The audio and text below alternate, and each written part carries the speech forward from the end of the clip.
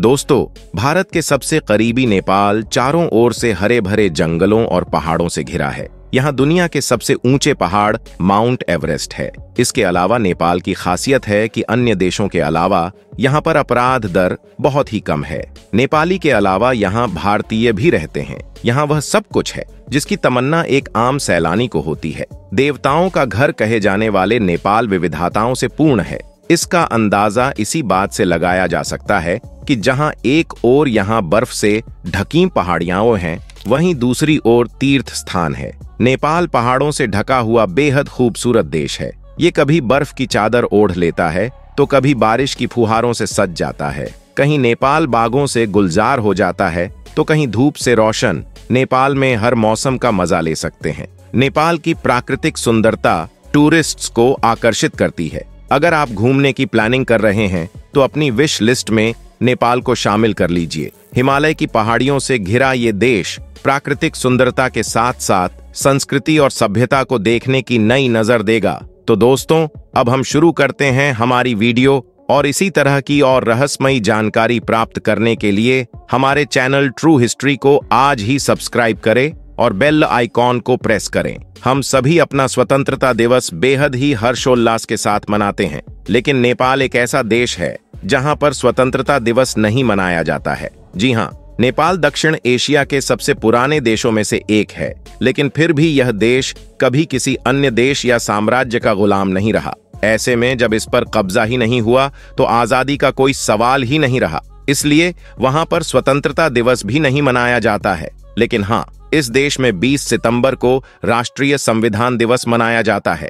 दोस्तों, नेपाल जिससे हमारे देश की ऐसी हमजोली है कि हम वहां बिना किसी वीजा पासपोर्ट के चक्कर मार आते हैं। नेपाल जिसकी संस्कृति और आबोहवा ऐसी है कि हम उससे बेटी और रोटी का रिश्ता रखते आए हैं और इसे आगे भी जारी रखना चाहेंगे। नेपाल जहां हम बचपन में बाबूजी के जाने पर चाइनीज खिलौनों की प्रतीक्षा किया करते थे, जहां भारतीय रुपये का मान आज भी लगभग 1.5 गुना बढ़ जाता है, जिसे हाल तक दुनिया का एकमात्र हिंदू राष्ट्र होने का गौरव प्राप्त था।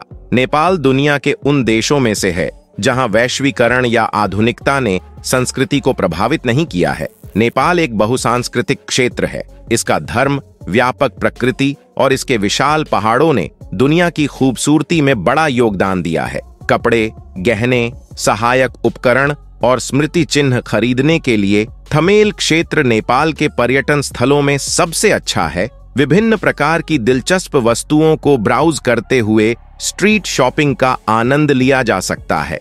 अगर आप नेपाल जा रहे हैं और खरीदारी के लिए जगह ढूंढ रहे हैं तो यह जगह मूलतः पर्यटकों की वजह से चलती है। जब आप इस स्थान पर जाएंगे तो आप निश्चित रूप से अपने आसपास बहुत सारे पर्यटकों को पा सकेंगे और यहाँ विभिन्न दुकानें मौजूद हैं। लोग यहाँ फलों और सब्जियों से लेकर कपड़े और सामान तक हर तरह की चीजें बेचते हैं। अगर आप नेपाल में स्थानीय स्ट्रीट फूड का आनंद लेना चाहते हैं तो यह आपके लिए एक आदर्श स्थान है। यूनेस्को के विश्व धरोहर स्थलों में से एक चितवन राष्ट्रीय उद्यान में नेपाल का एक अलग पक्ष देखने को मिलता है, जो वन्य जीवों का प्राकृतिक निवास है। उष्णकटिबंधीय मानसूनी जलवायु इसे वन्य जीवों को देखने और जंगल सफारी के लिए एक आदर्श स्थान बनाती है और नेपाल में घूमने के लिए सबसे अच्छी जगहों में से एक बनाती है। यह पहला राष्ट्रीय उद्यान है जो नेपाल देश में बनाया गया था। इस राष्ट्रीय उद्यान की स्थापना वर्ष 1973 में की गई थी। यह राष्ट्रीय उद्यान मूल रूप से देश के दक्षिण मध्य भाग में स्थित है और नेपाल के सबसे अच्छे पर्यटक आकर्षणों में से एक है। फेवा झील मूल रूप से नेपाल की एक बहुत लोकप्रिय मीठे पानी की झील है और नेपाल के सबसे अच्छे पर्यटक आकर्षणों में से एक है। यह झील मूलतः पोखरा शहर के दक्षिणी भाग में स्थित है। यह झील बांध और जलाशयों द्वारा नियंत्रित होती है और यही कारण है कि इस झील को अर्ध प्राकृतिक झील माना जाता है।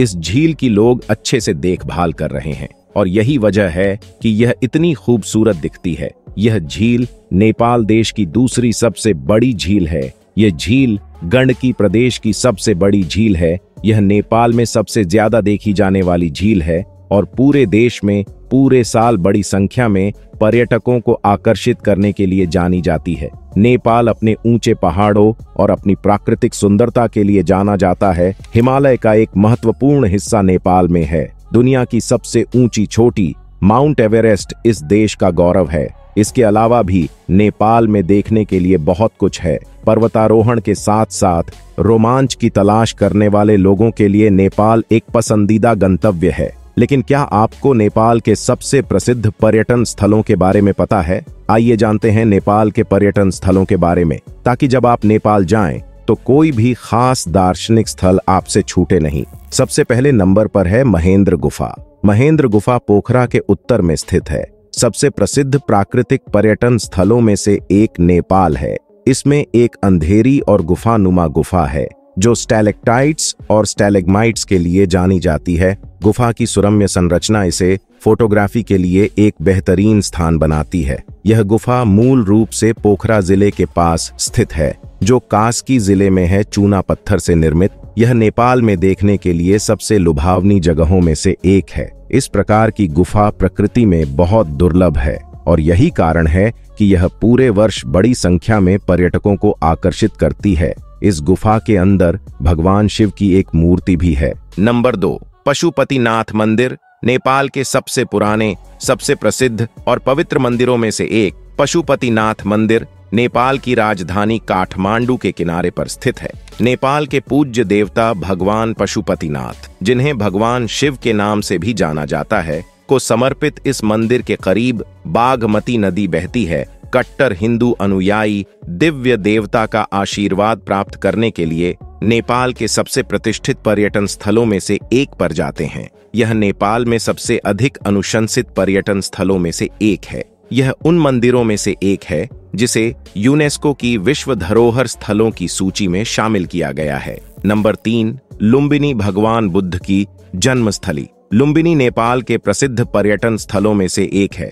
कपिलवस्ता क्षेत्र में स्थित शहर का शांतिपूर्ण माहौल ध्यान के लिए बिल्कुल उपयुक्त है। बौद्ध वास्तुकला के अनुसार बने मंदिरों और स्मारकों की अत्यधिक प्रशंसा की जाती है। ऐसा माना जाता है कि भगवान शिव का जन्म 623 ईसा पूर्व लुम्बिनी में हुआ था, जो मूल रूप से नेपाल के दक्षिणी भाग में है। बहुत सारे लोग केवल लुम्बिनी देखने के लिए नेपाल जाते हैं। ऐसा कहा जाता है कि बौद्ध धर्म को मानने वाले लोगों के लिए लुम्बिनी दुनिया भर में सबसे पवित्र स्थानों में से एक है। नंबर 4, भक्तपुर वास्तुकला व हिंदू मंदिर के लिए यह जगह प्रसिद्ध है।